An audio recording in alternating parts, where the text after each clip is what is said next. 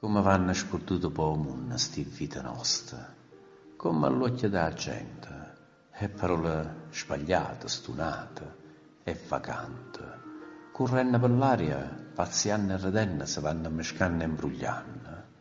E allora sti vite spandate e sbattute due vite sperdute po' il mondo, una qua e una là.